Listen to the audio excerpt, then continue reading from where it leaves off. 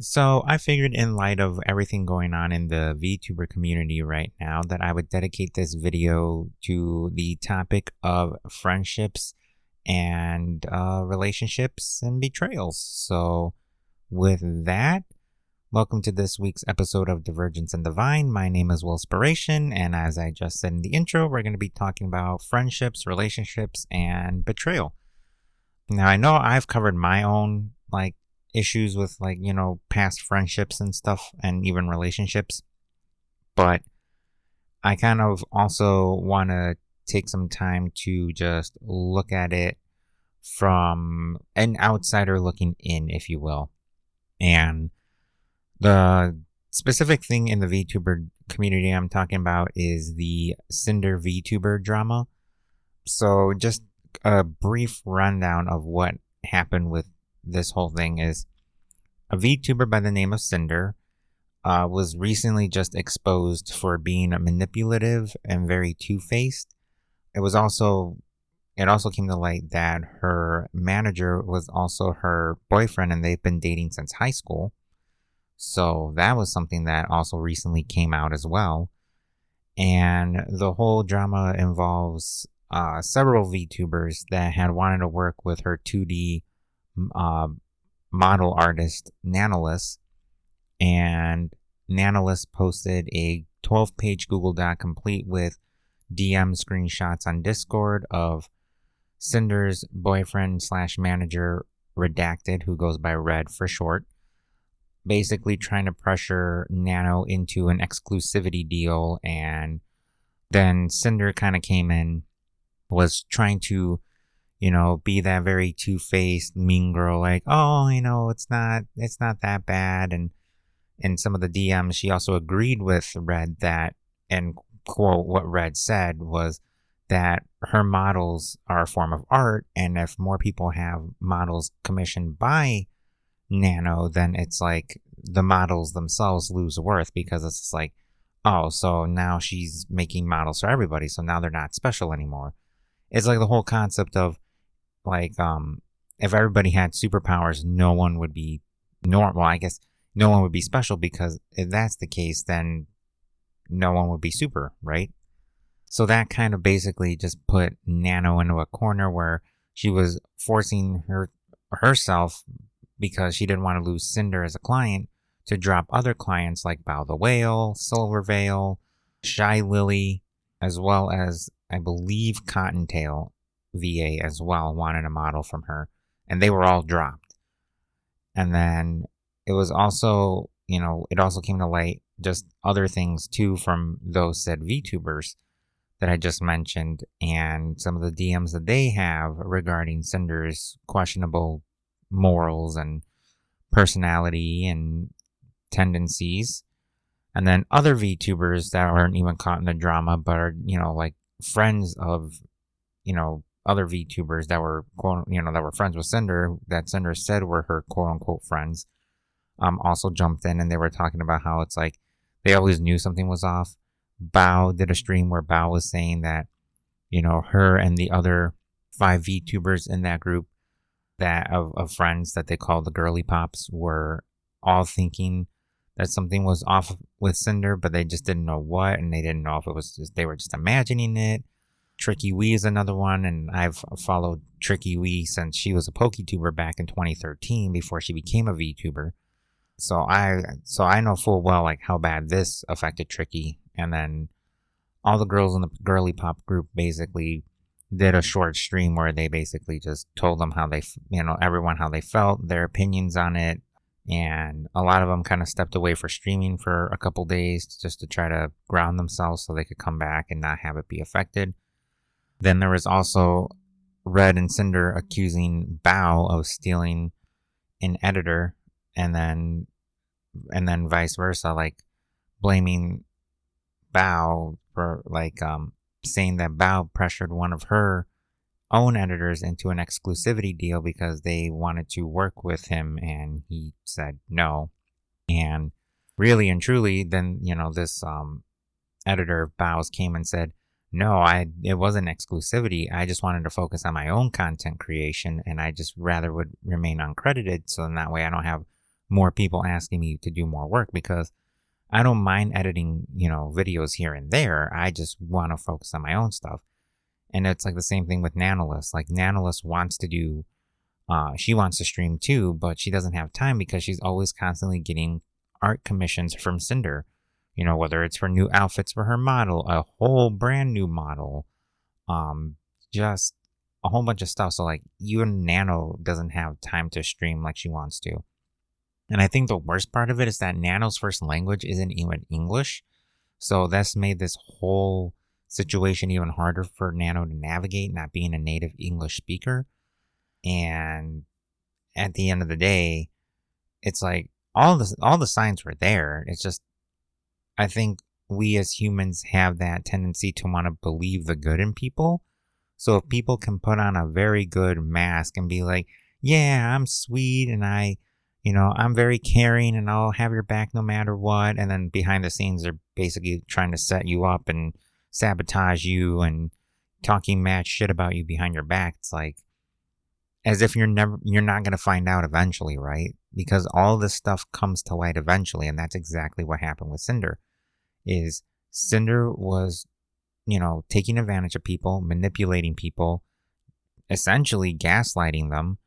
She said in her pathetic, what I consider pathetic, like 5-page Google Doc apology, that she was aware of her behaviors and that she knew it wasn't healthy. She also claims that she knew nothing of what Red was doing behind her back, except for the one instance where she agreed with him on Nano's models having less worth if more people had them. And then she apologized to Silverveil. She basically and it was also kind of a half-ass apology, in my opinion, honestly. And then every other VTuber after that, like each apology kept getting shorter. I think Shy Lily had like the least, like she had the shortest apology from Cinder, and it was like only 3 or 4 sentences long, where like Silverveil got like a whole half a page paragraph of an apology. And the worst part is that you can just tell it was half-hearted. Like she was like, "Oh, it's basically saying like, "Oh, I'm sorry I got caught. That doesn't mean that I'm not going to change." And then recently, like 3 days ago, there was a specific like 32-minute segment of a collaboration she did back in mid-March with Neurosama, who is an AI using, I believe it's a heavily modded version of ChatGPT 2.0, made by the VTuber Betrayal. And what was really interesting is Betrayal's AI. So it's an early but heavily modded version of ChatGPT 2.0. And it's like, I have ChatGPT Plus, so I've tested its, LLM pattern recognition, its language module, all that other stuff, right? And the 4.0 model currently does a better track of, staying on topic. So the thing is that it was very weird with Neurosama, because Neuro kind of started asking questions that were almost like they were too specific, like too targeted. Things like, because the reason why is because Cinder was playing a moral dilemma game where you operate a trolley and you have to make a decision, and if you make the wrong decision, sometimes you end up accidentally running over somebody with a trolley. Hence why it's a moral dilemma game, because you have to like pick one or the other and just hope that, an innocent civilian doesn't get run over by the trolley. And it was a great way to kind of probe about this kind of stuff. So like Nero would just be having conversation, like making random conversation with Cinder, and then all of a sudden she would be like, do you think you have good morals? Or something like, do you have lots of friends? And then when Cinder answered that question of, yeah, I have lots of friends, then like Nero responded with, they are your friends, right? Not acquaintances. And it just felt very oddly specific. And then sometimes Betrayal will let Nero kind of do her own thing. And then Nero said that if she had a superhero name, it would be Giga Nero. And then she was telling Cinder that she better run because Giga Nero's coming for her, which, again, is very weird because it's AI, and even AI will respond to itself as, refer to itself as I. So the fact that Nero's basically referencing herself in the third person is also really odd. And then the biggest thing that was very oddly specific was when Nero-sama said, you were bad-mouthing her in your Discord DMs, which, fun fact, even now in this current version of ChatGPT 4.0, even it can't even access, it's not built into the internet. AI right now, as it stands, can only search the web the same way a human can search the web. So they don't have access to private accounts and things like that. Even Vidal's heavily modded version of ChatGPT 2.0 doesn't have that capability to be able to hack into people's DMs, and would also be very illegal. So obviously Vidal won't do that. But it kind of, after, looking it up, I found out that there are some instances where Vidal actually does technically steer Nero-sama via, back-end commands that he just kind of inputs in real time, so he can kind of help steer the direction, and can even input specific phrases, which means that there's a possibility that there were already rumblings in the VTuber community, and Vidal decided that he wanted to prod a little bit and see what happens. And if you go and watch a compilation video that condenses all of that 32 minutes down to 8 minutes and 38 seconds, somebody took all the parts where the questions were too oddly specific even for AI, and Cinder's responses were questionable because she hesitated a lot. There were a lot of pauses. There was a lot of voice cracks. Her voice would start going high. There was one time where Nero was asking her if she had intentionally started some quote-unquote fires, right? Now, it was kind of a funny way to say it because it's Cinder's VTuber model is basically a hellhound, right? She's a human female that has hellhound ears and a hellhound tail, but the rest of her body is human. So the implication was, you start fires with your tail kind of thing. But it was actually a double entendre of, basically she's been plotting behind people's backs to sabotage them. And when that happened, Cinder's model's eyes, because again, VTuber models are controlled by camera. So when Cinder's eyes widen, then her model's eyes widen, right? So Cinder's eyes got very wide-eyed, and she's like, no. Kind of that very hesitant, very oh shit, I just got caught. And so she could have just been like, no, I haven't started any fires recently. I have in the past, though. That would have been banter. Oh yeah, I'm a hellhound VTuber. Yeah, sometimes my tail might catch something on fire. It's a hard thing to control, right? Playing into the lore of her character. But instead, she had that guilty conscience. No. And it was just interesting. And then at some point she told Nero to basically to stop making fun of her and to not say things like that. And then Nero goes, don't say anything. She's like, wait, don't say anything. Are you scared? And Cinder said, yeah. And she asks why. And then Cinder goes, because I'm afraid I'm going to be accused of something I didn't do. And at some point, you can just tell. I know for a lot of us that are on the spectrum, it's very hard to tell when somebody's lying. But as somebody that has dealt with a lot of, two-faced people and, people backstabbing me and making fun of me behind my back, I can just tell when someone's being fake. And through the help of therapy and just kind of watching YouTube videos, I've kind of learned what to look out for verbally when people are talking, cadence, inflection, tone, that kind of stuff. And I could just tell right away just by watching the compilation clip, so I didn't have to scour the whole 32 minutes. You could just tell right away that these questions were directly pointed at Cinder. And it's like, I could just tell right away, yeah, Cinder's lying.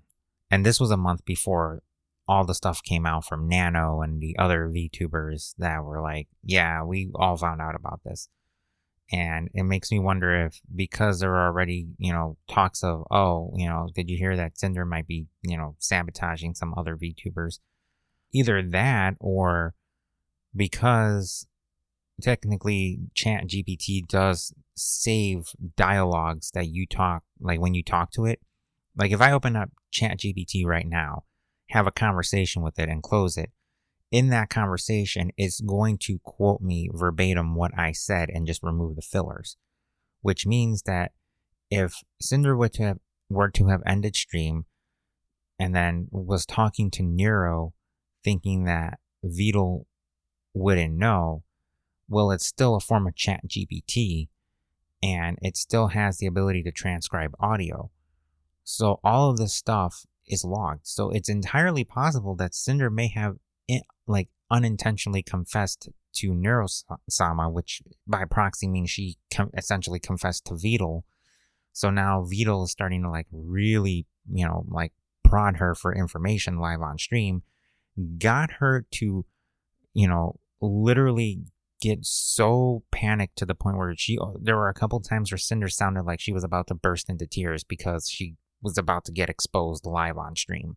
And that's how that video came off to me. So I know I kind of wasted about 16 minutes, 17 minutes talking about that, but that's pretty much the gist of what's going on.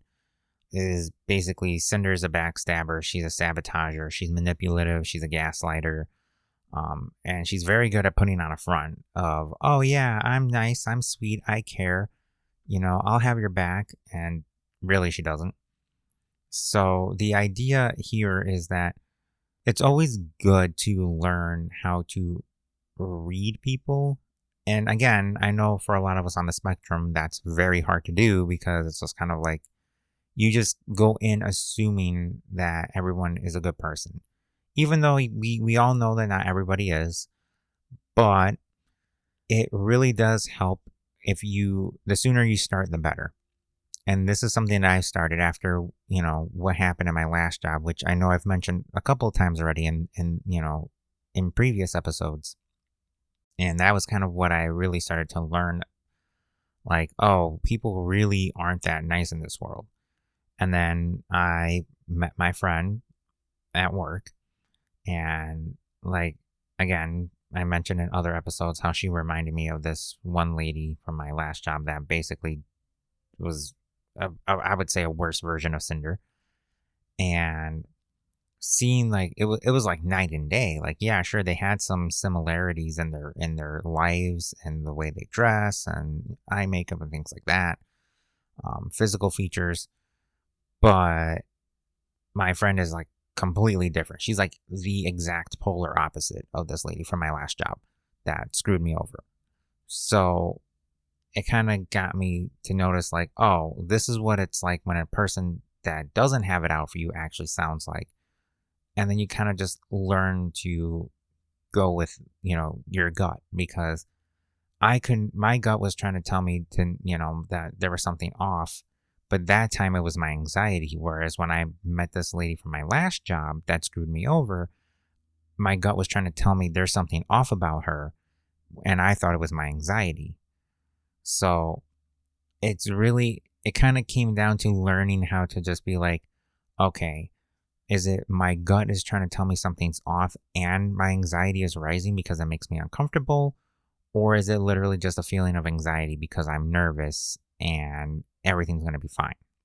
So there's a lot of things that I kind of, now that I look out for, because they always say trust your gut, which is another way of saying trust your intuition. And from here on out, I've kind of been able to just know when there's something off about somebody, whether there's, red flags or if they're yellow flags, as I call them, where they're some questionable, personality traits that could make or break, interactions, and kind of help ultimately decide Should I keep this person an acquaintance? Should I just keep them as a coworker? Should I at least be open to the idea of being friends with them? That's kind of what a yellow flag is. It's like something that's a little odd that could be like problematic in the future, but maybe not. So it's kind of like you'd be taking a risk and it's like a 50-50. It's like a gamble. It's like it's either going to backfire or it'll be, play out. And then you have your obvious red flags, which is, something goes off, like something happens and your brain just immediately goes red flag. And you're just like, yeah, that's definitely not right. And then, of course, you got your green flags, which are, things that are good. And then that's kind of circling back to yellow flags. Sometimes green flags could be green initially that kind of all of a sudden turn yellow as you get to know somebody, are like basically like, okay, it's hard to say if this person's got a mask on right now and they're just being nice to me when they're not nice, or they're genuinely being nice. So right now I'm going to kind of err on the side of caution. I'm going to give them the benefit of the doubt, but I'm also not going to rule out the idea that this person could just end up screwing me over or turning their back on me, or even be talking mad shit about me behind my back. So I'm not going to put it past them, but I'm also not going to say that it's definitive either. So I'm just going to keep an eye out on that. And that's kind of what a yellow flag also is as well. So I've learned how to spot a lot of that. I've learned how to trust my gut. When my intuition tells me something is wrong, I listen.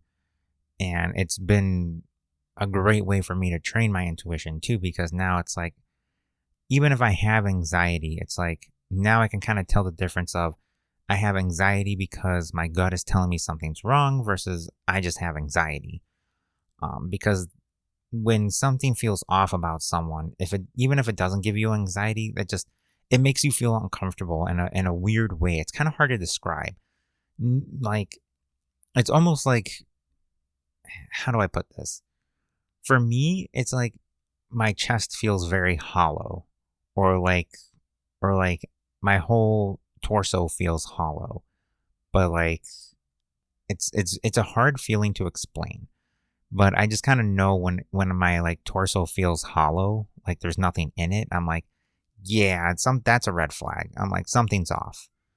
Now, if I feel that hollow feeling and like I feel like a burning sensation, so to speak, it's kind of like, okay, yeah, that's really something. There's something off about this person, and it's just kind of like, I don't know, like, because when I feel like something's off about somebody to the point where like it's actually making me like my body heat rise and it's like making me sweat a little bit, I'm just like, I kind of feel that anxiety settling in. I'm like, oh yeah, there is something not right about this person. I don't know what it is, but like they just give off this really bad energy, and ooh, like it like once that person walks by and leaves and their energy is out of my present, it like makes me shiver. Like that is definitely not right. But yeah, there's just, my body has weird physical cues to tell me when my intuition is going off. If it's like a good thing, it'll make me all happy and tingly. So like it'll make it's like that warm fuzzy feeling when you get a hug from somebody that you love, whether it be like a significant other or your parent or a sibling, that warm fuzzy tingly feeling. It's like when I get that, it's like my intuition goes, you were right about that person. Like there's nothing wrong about that person. If I get that feeling of like that sinking feeling, like in the pit of my stomach, my whole torso feels like it's hollow. That feels like there's like a molten ball of lava in the center of my chest, and my body is just like, I'm starting to sweat a little bit, and it's just like I can tell my anxiety is rising. I'm like, okay, now I know that there's something really bad about this person, like something that is not right. Yeah, so that's how I know. And I don't think a lot of people really pay attention to that because they just think, oh, it's just my anxiety. But the more you start to lean into trusting your intuition, the more you learn how to like develop it and learn how to differentiate it from your emotional and your mental state, and go, okay, this is a purely spiritual thing that, is coming from my spiritual body. Because I've mentioned it briefly in one of the very early episodes, but we have 4 different bodies. And I learned this from somebody in the past. But there are 4 different bodies. You have your physical body, you have your emotional body, you have your mental body, and then you have your spiritual body. And the whole idea is you want to keep all 4 of those bodies balanced, right? So like you want to eat good, make sure you're sleeping good, making sure that you're, taking care of your hygiene. You want to make sure that you practice, staying grounded, and that helps with basically your mental and your emotional state. And then as far as like spiritual, that could be like meditating, doing yoga, just a lot of interpersonal and intrapersonal reflections, as well as introspection, and kind of really taking a deep dive look at yourself as a person, and just kind of learning how to learn what your sixth sense, or what I like to basically just listening to your soul over listening to your brain, because the soul does know things that the mind doesn't. And really and truly, your intuition comes from your soul and relays that information to your brain, at least in terms of metaphysics. Obviously, like, intuition is just kind of the best way to, at least that I could explain it scientifically, would just be like, you already know these patterns. You've seen it, whether it be through your own experiences, helping others heal from their experiences, watching TV shows, movies, seeing drama online between artists and actors and, content creators. So it's like a pattern recognition thing. So it's like, oh, well, this just screams red flag because I already know what it looks like. So really and truly, there's a scientifical and spiritual explanation for intuition. Obviously, I still believe that, yes, sure, science hasn't caught up to metaphysical stuff. And I've said this before in previous episodes where I've been made fun of, ridiculed, and even kicked out of Reddit, like subreddits, because people in our own neurodivergent autistic community are calling me stupid and retarded because I believe in metaphysics and science, and that metaphysics aren't real because science doesn't prove it. And I feel like that's a very all or nothing way of thinking. We all obviously have our own beliefs. We all believe different things. And we, as part of a community, and being neurodivergent and being, ridiculed and made fun of already as it is for being autistic or being ADHD or being both like I am, it's not right for us to tear each other down based on our beliefs or invalidating our experiences because it's not quote unquote provable by science, or just simply because you've never had that kind of experience before in your life. That's a form of rigid all or nothing thinking, which is very common in people with autism. So just remember that if you're making fun of someone or putting someone down just because you don't understand it or you've never experienced it, doesn't give you the right to make fun of other people. Because if you ever catch yourself doing that, you have to remind yourself how many times you've been made fun of and bullied and picked on for things that you do. And if you didn't like it then, what makes you think that adults are going to like it? That stuff is really just childish stuff. That should have been left in high school. If you're still doing that and you're in your like late 20s, early 30s, like, I'm just going to say it, shame on you. You really do need to, look at yourself and really go to therapy and work through whatever pain and trauma you're suppressing, because it's not right to do that to other people, especially people that are just like you. Just because, autism affects us all differently and ADHD affects us all differently doesn't mean that we still aren't the same because of the fact that we are neurodivergent. So we should really be standing together, not trying to tear each other down. And yeah, so that's my little TED talk on that. But going back to what I was saying, basically, it's just the more you train your intuition, the more you'll understand how to like differentiate when it's your anxiety versus when it's your gut telling you like, oh, something's off about this person, or something was off about this situation, or there's like this weird tension in the air, versus when it's all of the above, or when it's just, or basically like I just said, one or the other.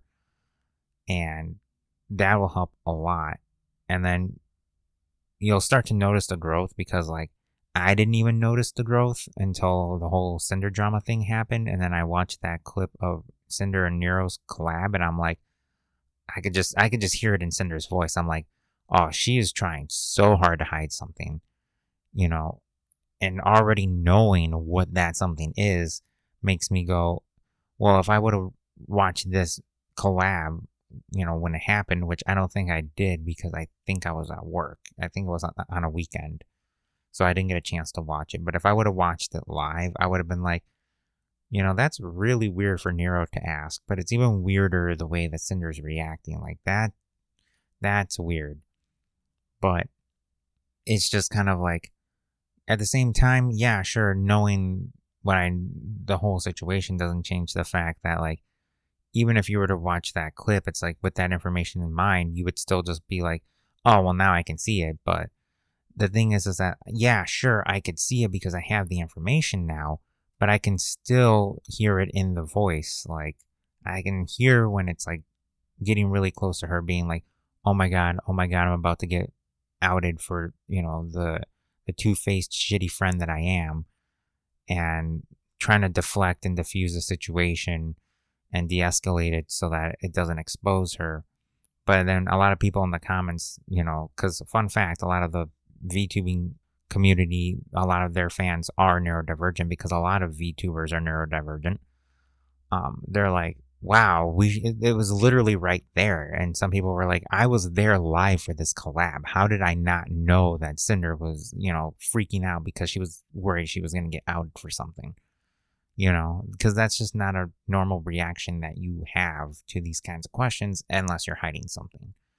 So, moral of the story is, be honest, be truthful, don't hide anything, communicate, be open with your feelings. If you feel jealous of people, be open and be like, honestly, like, I'm jealous of you because you're just so amazing, and I just can't understand how you could be so like strong and outspoken and not care what anyone thinks, and then there's just me, and I can't do that no matter how hard I try, because now you're being vulnerable with somebody, and you're telling them, hey, I'm jealous because I can't do what you do, and it makes me mad and it makes me sad.